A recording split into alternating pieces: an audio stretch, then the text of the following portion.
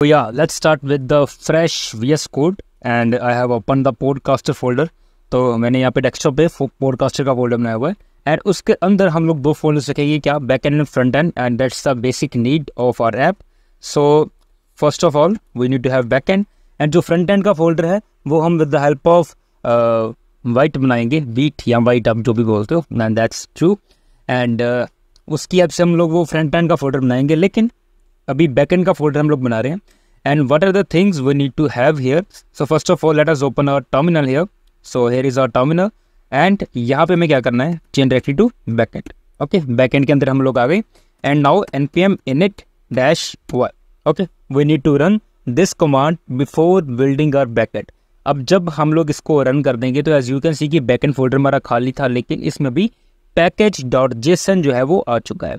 And the main thing comes here now, we need to install npm i express. And जब इसको install करेंगे तो इसको install करके हमें पता चल जाएगा कि हमारा जो npm i express है वो रन हुआ है या फिर package.json है या फिर package.log.json है. जितनी सारी भी चीज़ें हमें चाहिए वो हमारे बैकएंड फोल्डर के अंदर अभी आ चुकी हैं या फिर नहीं. एंड यू कैन चेक कि बैकएंड के अंदर हमारे पास अभी अपने नोड मॉड्यूल्स भी आ चुके हैं, package.log.json भी आ चुका है एंड package.json भी आ चुका है. If I want to open package.log.json and you can check these things कि हमारा डिपेंडेंसीज के अंदर एक्सप्रेस जो है वो आ चुका है. So we need to install multiple things here. बस मैंने अभी एक्सप्रेस को इंस्टॉल किया था तो हमें npm i mongoose को इंस्टॉल करना है.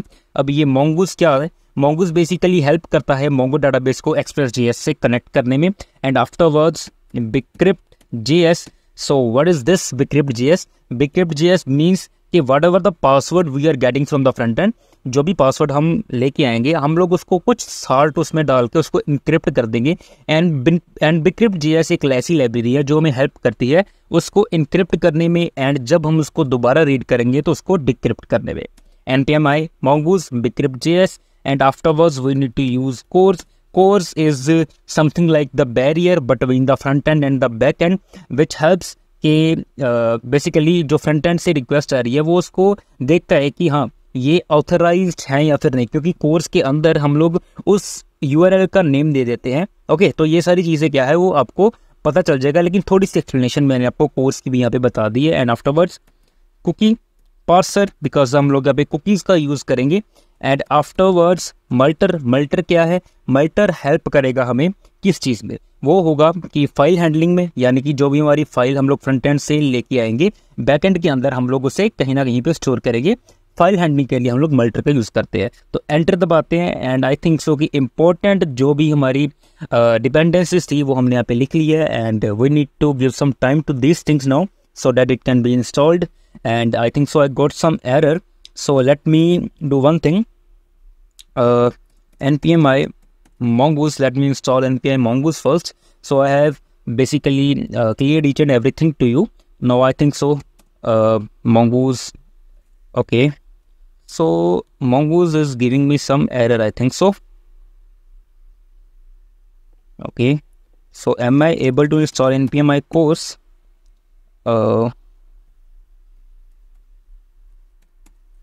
npm i course. Okay, let me check this thing.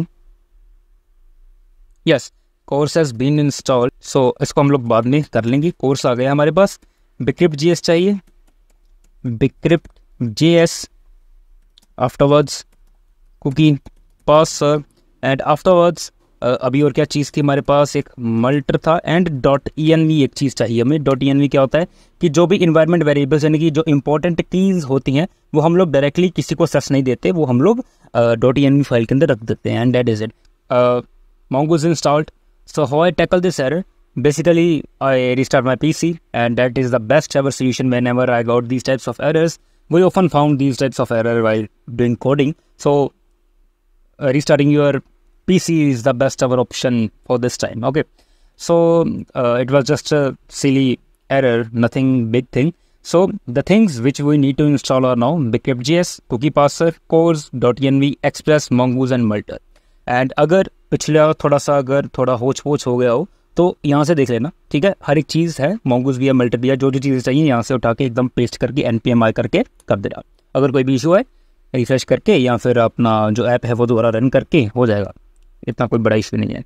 So now let us go to our this folder and now create the app.js here. Okay, so what is this app.js now? So const express is equals to require what we need express here. Okay, so we need to create the app. So express, yes. So what we did here कि हमने express variable के अंदर require कर लिया express को, add app के अंदर हमने एक्सप्रेस की सारी फंक्शनैलिटीज ले ली एंड दैट्स इट.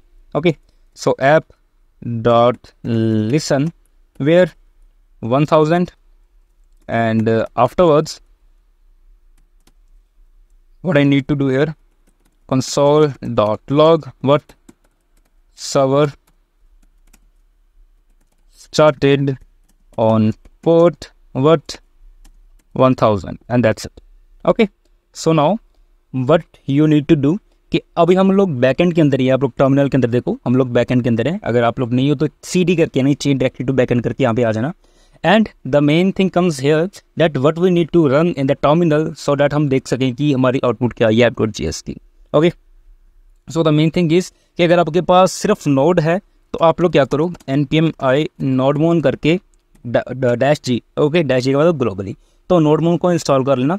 ठीक है, नोडमोन इंस्टॉल करके क्या हो जाएगा कि जब भी आप लोग कुछ भी चेंजेस करोगे तो वो आपकी जो ऐप है वो अपने आप दोबारा रिफ्रेश होकर स्टार्ट हो जाएगी, अपने आप स्टार्ट हो जाएगी. Basically नोडमोन app.js, if I am running this, so you can see server started on port 1000, so it automatically do this thing. But what I want कि मैं किसी को बताना नहीं चाहता कि मेरी जो वेबसाइट है या फिर जो मेरा बैकएंड है, जो सर्वर है मेरा, वो कहाँ पे होस्टेड है या फिर कौन से पोर्ट नंबर पे चल रहा है. Why should I share these things with someone. Okay, so here comes the work of .env. We need to create one .env file here और उसके अंदर क्या कर दो, पोर्ट इज इक्वल्स टू 1000 यहाँ पे डिफाइन कर दो and that is it. Okay, so what we need to do here now, we need to do require .env and afterwards .config. Okay, सिर्फ इतना लिख लिया एंड आफ्टरवर्ड्स क्या करना है कि यहाँ पे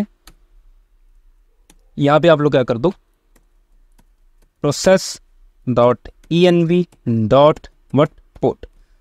एक चीज़ का ध्यान रखना है कि process.env.port, यहाँ पे हमने पोर्ट लिखा है, ये अब हमारा हमेशा के लिए अपर केस ही रहेगा. ओके, अपर केस पोर्ट, हमने पोर्ट अपर केस लिखा हुआ है, अपर केस को ही आप लोग यहाँ पे इसको बेसिकली क्या करोगे हिट करोगे. Okay, process.env.port. इट मीन्स कि अभी इसकी हेल्प से हम लोग डायरेक्टली .env की जो ये फाइल है पोर्ट नंबर, हम लोग उसको डायरेक्टली सर्च कर पा रहे हैं and that is it.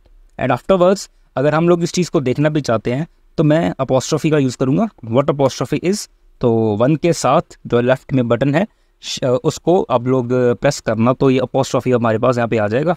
And afterwards dollar and we need to write all these things here, copy it and paste it here just and let us check. Okay, server started on port 1000 and you can check कि हमने सिर्फ port उसको .env में define किया हुआ है, हम लोग अपने app.js में वो पोर्ट यहाँ पे शो नहीं कर रहे हैं and that is it. And now it comes to the part कि अभी हम लोग अपना जो बैकएंड है वो डेटाबेस से कनेक्ट करें. And now create the folder here of what connection CONN and now let us create the file inside it, connection.js. And what are the things we need here? Const mongoose is equals to require what? Require mongoose. Okay, require mongoose and that's it. And afterwards क्या होगा, const connection is equals to fat arrow function का use करेंगे. And yeah, this function should be asynchronous, so async. And we need to write this logic in try and catch block. So if we will be having some error, we will directly handle this like console.log error and we will check that what the error we are having here. And afterwards like await and mongoose.connect. Okay, so mongoose.connect में क्या होगा कि हम लोग अपना जो URI होगा MongoDB का वो यहाँ पे इसको पेस्ट करेंगे and we will actually will be able to handle our MongoDB connection. Okay, so what I can write here in .env mongo URI and that's it. And whatever the URI will be getting from the database, we will just paste it here. And Now one thing comes here like dollar,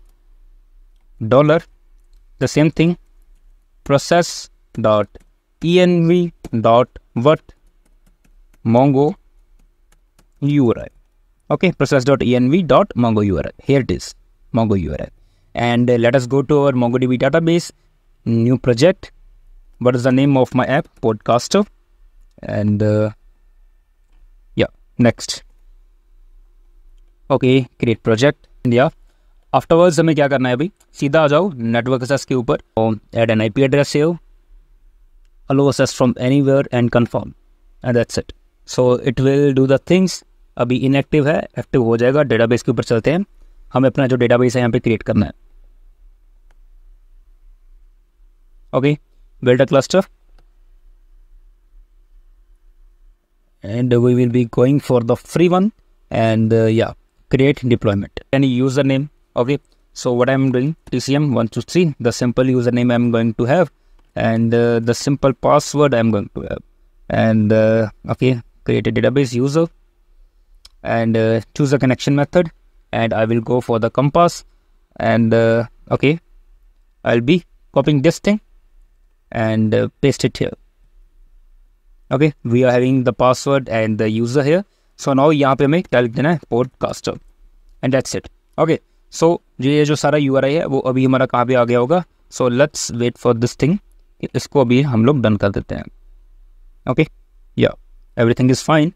And now connection.js में चलते हैं. So as you can see कि await mongoose.connect, अगर ये connect हो जाता है, अगर मतलब ये मतलब try block में ही रहेगा हमारा. So what we will do, console.log connection database connected. Okay, db connected, and that's it. And afterwards क्या होगा, क्या ये रन हो जाएगा? नहीं होगा, अभी हमें इसको कॉल करना पड़ेगा. अभी कॉल तो कर दिया, लेकिन हम कंसोल में तो कुछ दिखा ही नहीं भाई साहब. कैसे दिखेगा? यहाँ पे required.env.config कर रहा है ना, इसके बाद करना, पहले मत कर देना. अगर पहले कर दोगे तो वो process.env. वो वाला नहीं चलेगा. ठीक है, तो require./connection/connection, and let's wait for this. Okay, so I started on port 1000, and yeah, database connected. So we are done with the connection of the database. So in the next video, in the next part, we will be creating our schemas. So let's do it in other part.